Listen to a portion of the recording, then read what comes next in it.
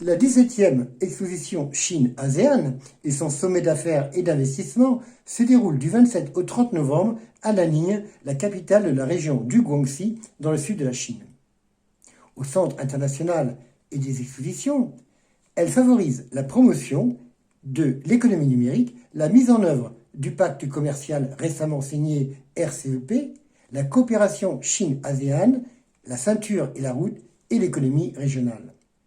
Lancée en 2004, l'exposition promeut des relations commerciales et bilatérales entre la Chine et l'ASEAN et elle offre une plateforme numérique pour les exposants et les acheteurs qui peuvent échanger, faire des présentations, des affaires et tenir des conférences.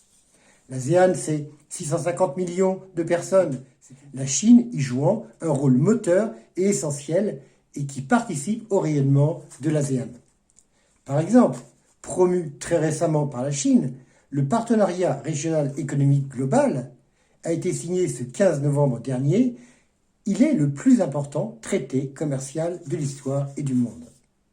L'ASEAN est une communauté politique, économique et culturelle avec des opportunités qui favorisent le développement et les négociations.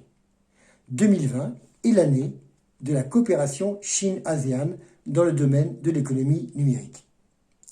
La 17e exposition va stimuler le pacte commercial RCEP et le thème « Construire la ceinture et la route » et renforcer la coopération sur l'économie numérique.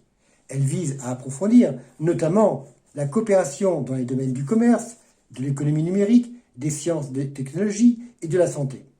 Avec une surface d'environ 104 000 m² et 5 400 stands, l'exposition comprend de nombreuses activités, forums et présentations diverses. On y trouve l'exposition de la ceinture et de la route et les entreprises du pacte RCEP, dont le Japon, la Nouvelle-Zélande et l'Australie. 1500 entreprises chinoises et étrangères y participent avec 11 forums et plus de 160 activités de promotion économique et commerciale. La cérémonie, les forums, les sommets sont retransmis en direct. Lors de son discours à la cérémonie d'ouverture, le président chinois a appelé à former une communauté de destin Chine-ASEAN plus étroite en déclarant « Les relations Chine-ASEAN sont devenues le modèle de coopération le plus réussi et le plus dynamique dans l'Asie-Pacifique.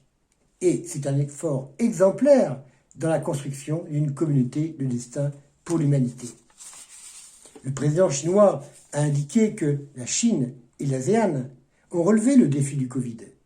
Jamais auparavant, a-t-il dit, les destins des peuples de différents pays n'ont été aussi étroitement liés au moment où le monde traverse des changements majeurs jamais vus depuis un siècle. Avec la ceinture et la route, la coopération numérique sera importante. Le président chinois a aussi indiqué que la Chine œuvrerait avec l'ASEAN pour faire avancer la coopération générale, relancer l'économie, maintenir la dynamique de développement et la prospérité de la région. L'ASEAN et la Chine forment un ensemble cohérent qui permet d'ailleurs à la Chine de travailler avec l'ASEAN sur de nombreux projets, sur la connectivité d'infrastructures, sur l'accélération du développement des corridors économiques, sur le nouveau corridor commercial international terre-mer, sur des projets clés et sur l'alliance multimodale des transports Chine-ASEAN.